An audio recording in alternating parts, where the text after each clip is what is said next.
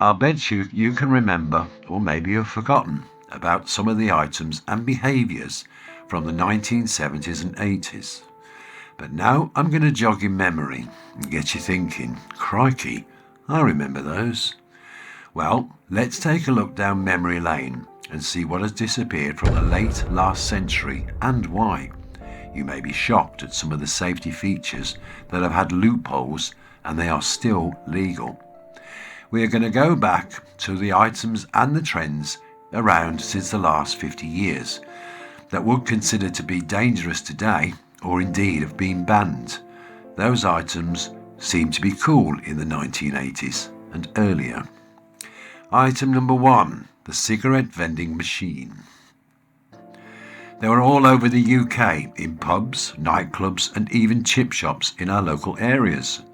In the early days, the manual pull-out drawer types gave you no change, but the vendor would tape your change to the cigarette packet, making it impossible to open, as the packet would be stuck down with clear tape.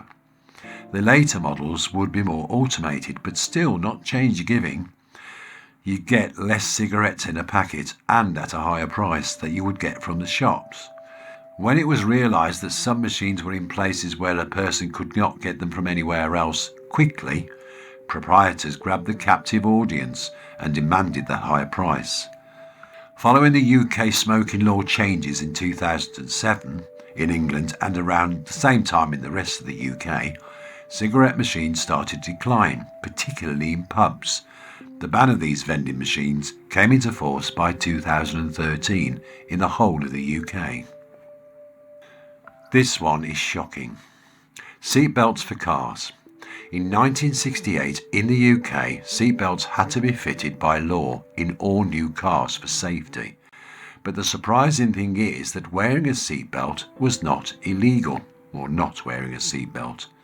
In fact, it wasn't until 1983 that using them was mandatory. But this was for the front seats only. The law changed as late as 1991 before seatbelts in the whole of the car had to be worn. That's the front and the back. That is amazing. And there are still some few exceptions to this very day, such as a driver who is reversing and an instructor in the same vehicle in which the driver is reversing. A vehicle which has to keep stopping on a regular basis, such as a delivery driver or a taxi driver, is legal without a seatbelt, although length between the stops does factor into what is allowed. If you have a car that's manufactured before 1968 that was not fitted with seatbelts initially, then you are not required to fit them now. Therefore, you can drive without them, although strict child restrictions do apply. You cannot have a child under 3 in your vehicle at all, and as for kids over 3, they can occupy the rear seats without seatbelts. I should cocoa. Next up is nuisance calls. Some of us may remember popping into the phone box and ringing the operator to tell them that to get off the line because there's a train coming, or dialing a random number saying, "Hello, do you want to get on TV? Well, go and sit on your set." Well, prank calls back in the 1970s and 80s were a nuisance and a bit of fun for kids.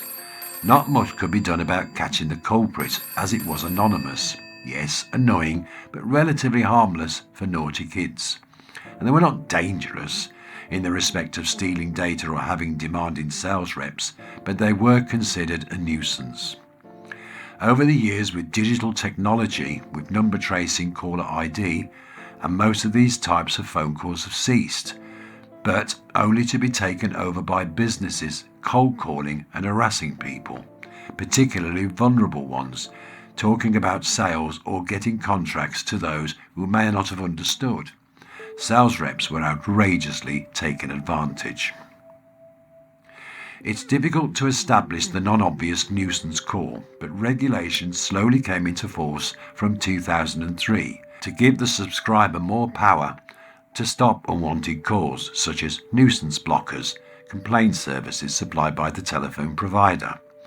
Threatening calls even through a withheld number, which is totally illegal under several acts of the law, can now be traced and located very easily today with tracking and location technology.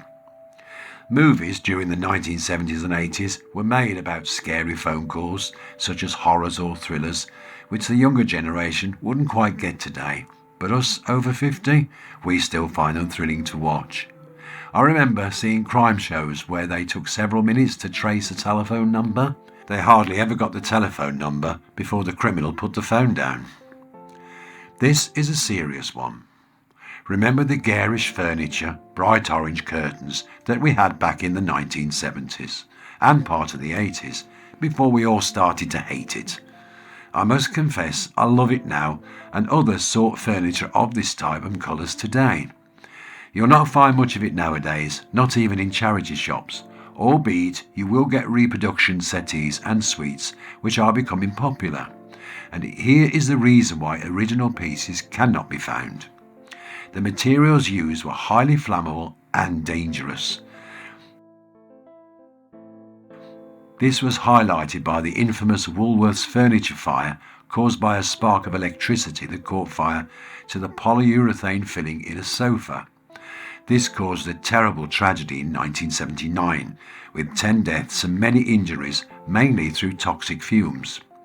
The law changed to those materials used for furnishing. Although these substances are still quite legal to use, they now have to be treated by retardant additives and rigorous testing performed before they're allowed to be sold.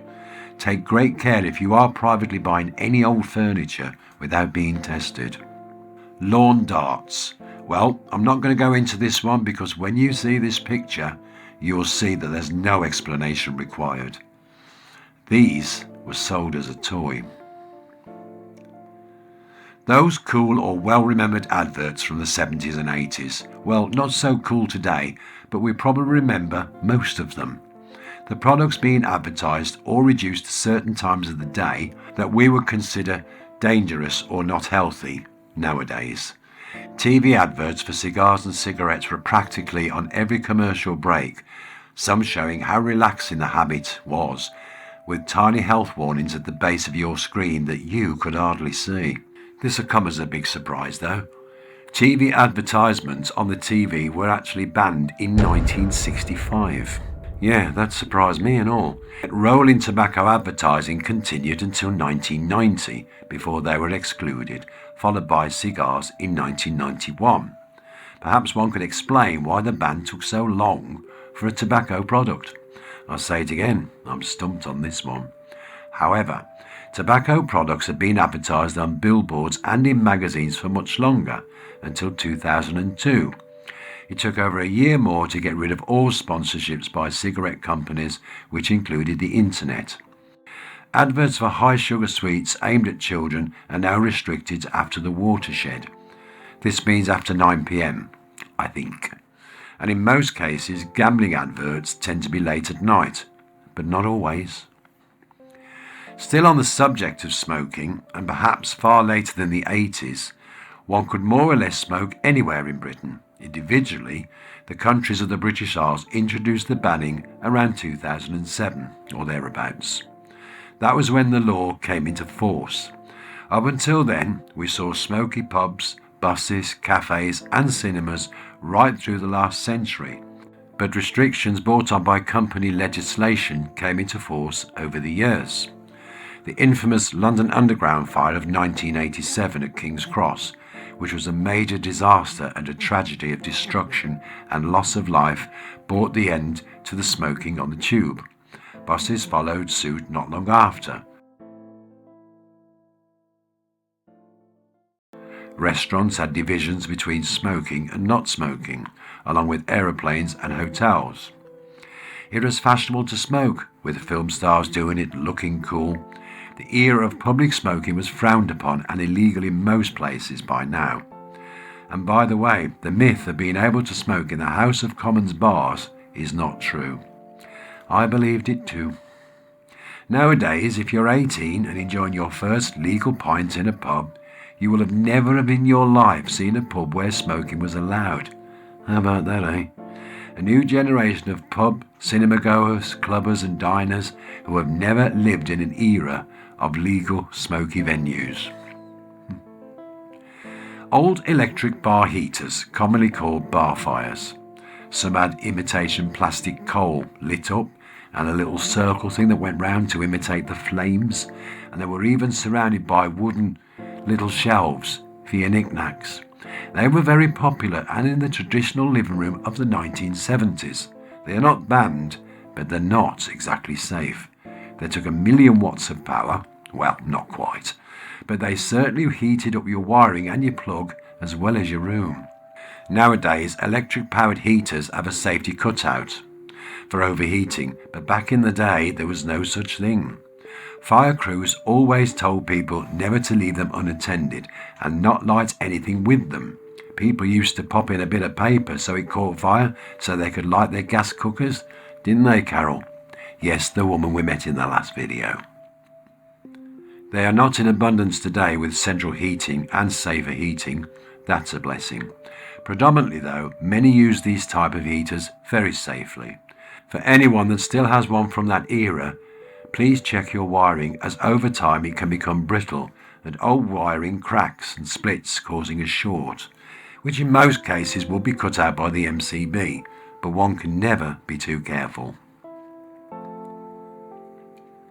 Prepayment slot meters. Gas ones predominantly. They are not illegal, but they are not necessarily safe, and here is why we see so few today. Halfway through cooking, your money runs out and the gas goes off. Some would eat the meal at that stage, which with meats could be dangerous if undercooked. Today, if you lost your gas, you could at least finish off in the microwave. Not a massive issue, but some did this. Some people have prepaid meters today, so they have an emergency allowance, so at least you can finish cooking your meal. Back in those days, you had no choice but to go cold. The main danger of coin gas meters was the fiddling and the lack of automatic pilot lights switching back on when the supply was returned. Desperate people had an extra reason to rob houses for instant cash from the meters, and collection agents would become vulnerable to muggings. Does anyone remember back when you got the odd 5-minute cartoon on the TV, sometimes if they were ahead of schedule? Maybe Tom and Jerry or Roadrunner. We loved them mostly, but you don't see them anymore, and I have often wondered why. Well, it seems they are not shown today, as many are considered too violent to show on the telly. Reading more into it, researchers indicated that fast-paced cartoons have a negative effect on children. Some cartoons are completely banned if they show too much violence and may be edited. Moreover, many networks simply will not show them in fear of public backlash and complaints. Many are not shown due to cultural changes, such as the Flintstones, which when analysed is very wife cooking at home as husband does man things. I imagine that many people have strong views on this, on both sides. Caffeine, the energy drink, began in the 1980s, but Lucozade, which had been around since 1927, was originally marketed as a provider of energy for recovery after being mildly ill, with the slogan, "Lucozade aids recovery." Lucozade contains caffeine. It was during the 80s when it was rebranded as an energy drink and labelled with a more sporty look. Over the years, more highly caffeinated drinks came onto the market, such as Red Bull in the 90s, and this was available to all, and legally even now, energy drinks can be sold to anyone of any age. Many retailers, though, particularly the large chains, do have a safety policy of not selling to those under 16 and may include the over 25 rule, where you have to look a certain age, otherwise you need to identify yourself with proof. The government are proceeding with a plan of banning high caffeine drinks to those under 16, but as yet there is no legal implementation. Caffeine has been proven to affect the nervous system and add to poor concentration and lack of sleep. Personally, I have an intolerance to caffeine which makes me a gibbering wreck. It's worth looking up the effects of caffeine and its withdrawal if you are concerned about it. Next up is chain letters. They are not strictly illegal in Britain, but the conduct and the specific cases are liable and would be looked at on an individual case for legality, rather like a squatter who takes a property with circumstantial evidence for and against. Well, chain letters were most prominent in the 1970s and 80s. They were the early type of scamming before the internet. Many were good luck letters, others offering prizes and large inheritances from a relative thousands of miles away who you have never heard of. Those letters trying to fraud people is illegal, but good luck or superstition types are not, just annoying and rather scary. People would receive a letter by post offering them good luck if they posted them off to other people, such as friends or relatives.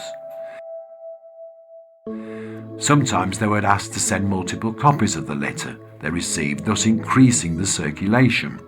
Sounds quite harmless, but some would include bad luck or a terrible outcome if the recipient did not comply in reposting the letter.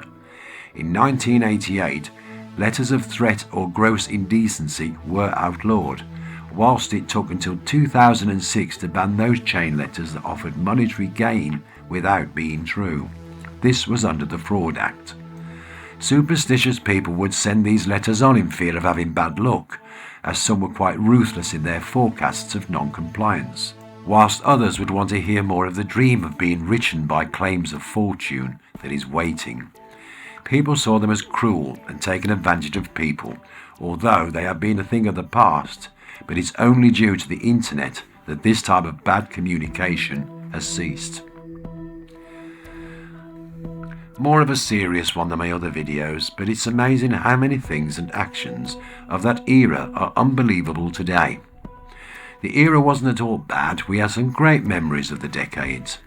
Many of the things of the 70s and 80s are still loved today, like tape cassettes, vinyl records, and the music. Items have become collectible and cherished. It's astounding how many younger people love the music of the past, and that's great. Not forgetting them fab movies. Thank you again for watching, and as always, please forgive my errors and typos. More look back videos are on my channel, so if you care to take a look, great. With love and warmth, Mickey.